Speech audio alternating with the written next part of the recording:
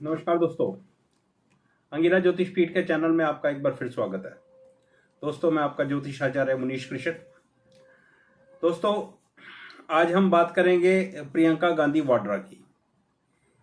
ये जन्म कुंडली आज मैंने सिलेक्ट करी है आप लोगों के सामने अपना एनालिसिस रखने के लिए। आज हम इस कुंडली को बांचेंगे और अपने विचार में आपके सामने रखने की कोशिश कर रहा हूँ, जो मुझे समझ आ रहा है प्रभु की कृपा से। आप सभी जानते हैं प्रियंका गांधी कांग्रेस की रॉयल फैमिली की डॉटर हैं, श्री राजीव गांधी की बेटी हैं, श्रीमती इंदिरा गांधी की पोती हैं। लेकिन ये पॉलिटिशियन नहीं है। जिस वक्त इलेक्शन आते हैं उस वक्त ये बहन जी आ जाती हैं काम करने के लिए, उसके बाद फिर इनका पता नहीं लगता। ये मैं नहीं कह रहा भाई, सारे लोग कह रहे हैं और कुछ कमोवेश हमने ऐसा ही देखा भी है। तो इसीलिए मैंने पॉलिटिशियन इनके नाम के आगे नहीं लगाया कि आज हम जिस पॉलिटिशियन की हॉरोस्कोप देख रहे हैं उनका नाम श्रीमती प्रियंका गांधी है। इसीलिए मैंने सिर्फ आपको कहा है कि आज हम जिस हॉरोस्कोप पर काम कर रहे हैं उनका नाम प्रियंका गांधी है। देखते हैं कि इनकी हॉरोस्कोप में क्या निकलता है और मुझे क्या समझ आता है। अपना एनालिसिस मैं आपके सामने रखने जा रहा हूं।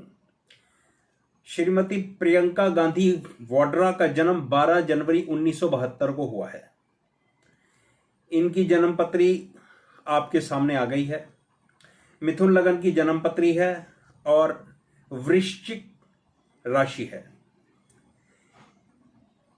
इस जन्म पत्री के अंदर पहले सबसे हम कुछ एक राजयोगों की बात करेंगे, क्योंकि राजयोग तो इनकी कुंडली में भरपूर हैं और अच्छे राजयोग हैं, जिस कारण से ये जिंदगी का हर सुख प्राप्त कर रही हैं।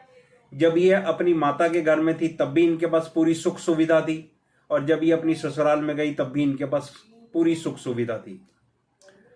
और आज भी ये पूरी तरह से अपनी लग्जरियस लाइफ को अच्छे से एंजॉय कर रही हैं। और ऐसा भी कहा जाता है कि इनको कोई सिक्योरिटी दी गई थी, मीडिया की रिपोर्ट बता रहा हूं, मुझे नहीं पता है, कि कोई सिक्योरिटी दी गई थी इनको जब यूपीए की गवर्नमेंट थी। तो मतलब इन्होंने सत्ता से जो भी सुख इनको मिल सकता था वो इनको मिला और इन्होंने अपनी लाइफ को एंजॉय किया, ऐसा हमने मीडिया की रिपोर्ट से सुना है। जन्म पत्री पर बात करते हैं तो सबसे पहले हम बात करते हैं इस कुंडली के लगन की। लगन का स्वामी बनता है बुध, आपके सामने है कुंडली में। लगन का स्वामी बुध 10th house Lord 7th house Lord के साथ 7th हाउस में चला गया है। ये एक बहुत बढ़िया स्थिति है। चारों केंद्रों के स्वामी अगर केंद्र में आ जाएं तो ये अपने आप में एक विशेष स्थिति बन जाती है और ये एक विशेष राजयोग बन जाता है। और खुशकिस्मती ये है कि दोनों के दोनों शुभ ग्रह हैं और यहां पर बृहस्पति अपनी राशि धनु राशि का है।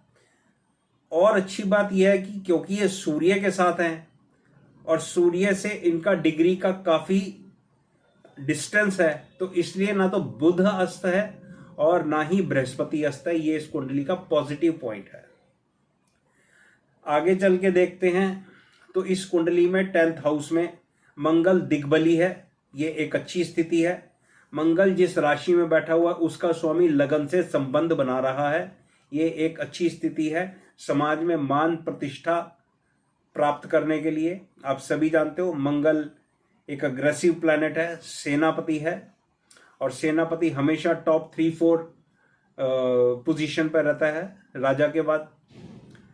और यहां भी आप देख रहे हो श्रीमती प्रियंका गांधी ने कभी भी ग्रास रूट पर काम नहीं करा, लेकिन फिर भी ये कांग्रेस के टॉप चेयर पर पहुंच गई हैं। ग्रास रूट लेवल पर इन्होंने कभी जाकर किसी कॉन्स्टिट्यूएंसी के अंदर जाकर कोई वोट नहीं मांगा। मतलब वैसे तो ये गई हैं प्रचार के लिए, लेकिन जो ग्रास रूट लेवल पर काम करना होता है वो इन्होंने कभी नहीं करा। तो ये इनके मंगल के 10th हाउस में बृहस्पति की राशि में होने का एक ये प्रभाव है। तो आगे चलकर देखते हैं। आप जानते हो मैं चंद्रमा को इंपॉर्टेंस देता हूं। चंद्रमा इस कुंडली का 2nd हाउस लॉर्ड है और 6ठे घर में नीच राशि का हो गया। अब ये चंद्रमा छठे घर में नीच राशि का हो गया, मेरे को इस बात से कोई दिक्कत नहीं है। कई जगह पर बहुत अच्छे रिजल्ट्स देखे गए हैं और यहाँ भी अच्छे रिजल्ट्स ही दिख रहे हैं, लेकिन समस्या यह है कि चंद्रमा यहाँ पर सेकंड हाउस लॉर्ड है। सेकंड हाउस में केतु बैठा हुआ है और ये सेकंड हाउस पर शनि की दृष्टि है, और शनि सेकंड हाउस को दृष्ट भी कर रहा है और शनि सेकंड हाउस लॉर्ड को भी दृष्ट कर रहा है। तो मतलब शनि ने सेकंड हाउस लॉर्ड और चंद्रमा दोनों पर अपनी पीड़ा दे रखी है, तो इसलिए दिक्कत है मुझे। इसलिए शनि को मैं और इसलिए चंद्रमा को मैं कोई बहुत ज्यादा इंपॉर्टेंस इस कुंडली के अंदर नहीं दे रहा हूं कि हाँ ये चंद्रमा एक स्ट्रांग पोजीशन में है। दूसरा ये है कि ये चंद्रमा अमावस के आसपास का है, यह भी इसके अंदर एक बड़ी स्थिति है, मतलब कृष्ण पक्ष की अंतिम तिथियों का है। तो यहां भी चंद्रमा वीक हो गया, तो ये एक रीजन है। आपको और भी बताता हूं इसके अंदर। चंद्रमा की बात चल रही है, आप देखें कि एक पॉलिटिशियन की कुंडली के अंदर सेकंड हाउस बहुत इंपॉर्टेंट रोल प्ले करता है।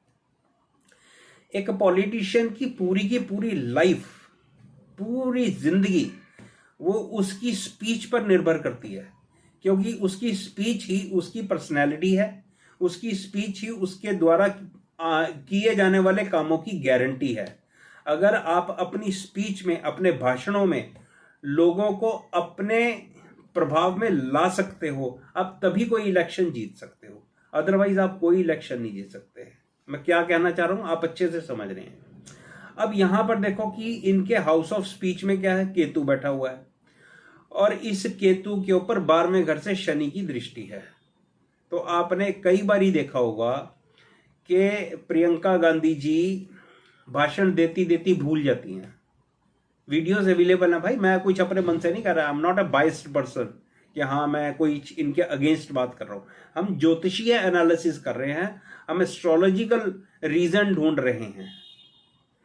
तो जब सेकेंड हाउस आपका वीक पोजीशन में होता है तब ये इस तरह के काम होते हैं। और इस कुंडली के अंदर आप अगर देखें तो बुध आपकी स्पीच का कारक प्लेनेट है, वो भी सूर्य के साथ है। बेशक वो अस्त नहीं है, लेकिन सूर्य से अफ्लिक्शन तो आ ही रहा है। तो मतलब सेकंड हाउस पर पूरा अफ्लिक्शन है। सेकंड हाउस में केतु, सेकंड हाउस लॉर्ड पर चंद्रमा पर शनि की दृष्टि, तो ये एक रीजन है। लेकिन क्योंकि सेकंड हाउस पैसे का स्थान भी है और वो छठे घर में आ गए, ये पैसा कमाने के लिए आर्थिक दृष्टियों से ये एक अच्छी स्थिति है चंद्रमा की। चलिए, हम धन योग भी बनते हैं ना, ये सेकंड हाउस लॉर्ड और 9th हाउस लॉर्ड का म्यूचुअल एस्पेक्ट्स है। चलिए कुंडली को थोड़ा और आगे बढ़ाते हैं, उसमें राजयोगों की बात हो रही है, जैसे कुछ और योग ढूंढने की कोशिश करते हैं। कुंडली में 9th हाउस लॉर्ड और 12th हाउस लॉर्ड का एक्सचेंज है। ये कोई बहुत अच्छा एक्सचेंज नहीं है, लेकिन हाँ ठीक है, ये बना हुआ कुंडली में, तो इसके अपने मतलब है और वो इन्होंने अपने रिजल्ट्स दिए।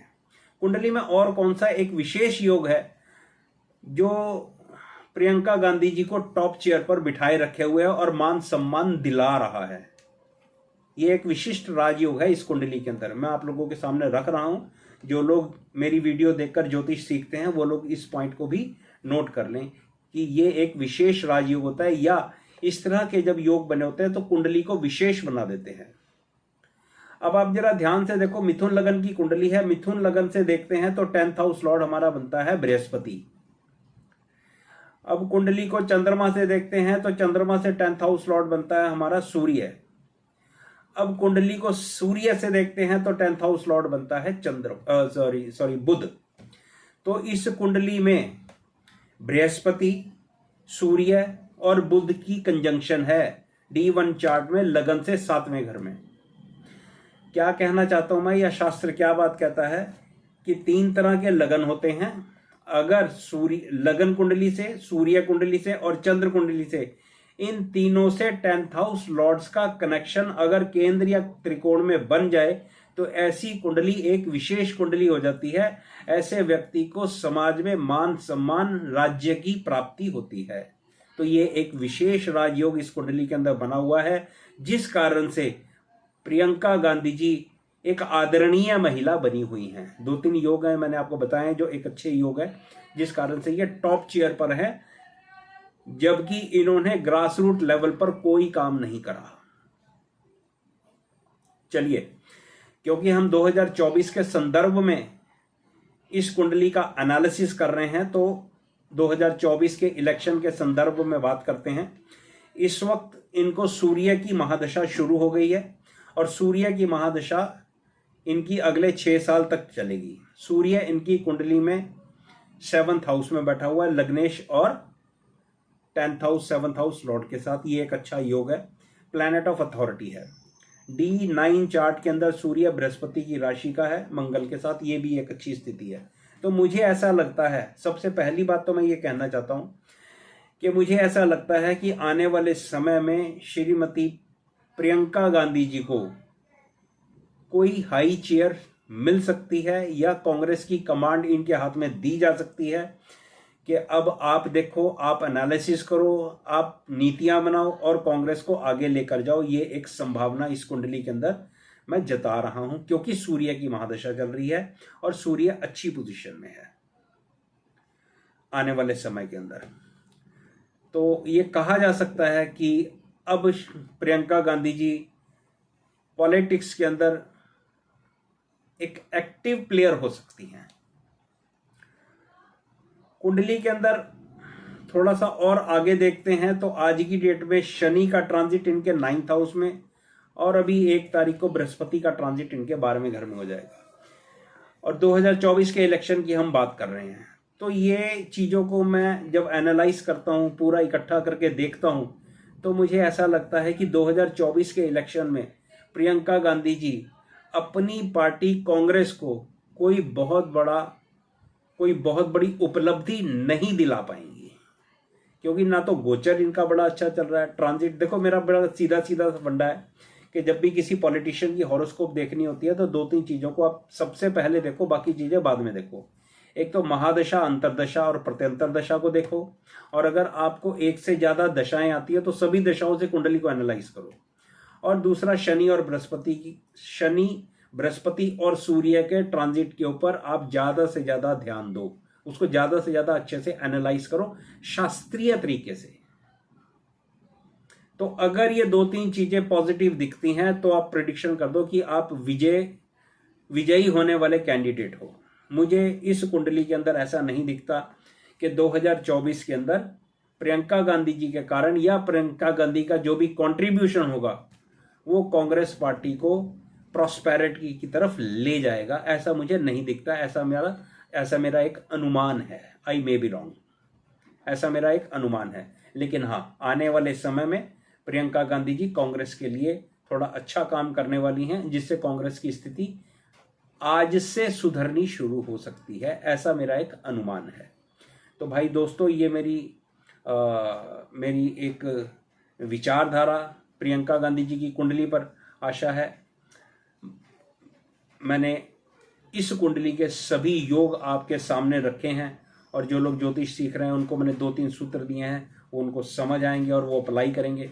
तो मेरा वीडियो देखने के लिए आप सभी का धन्यवाद, और देखते हैं प्रियंका गांधी जी 2024 में कैसा अपना योगदान दे पाती हैं।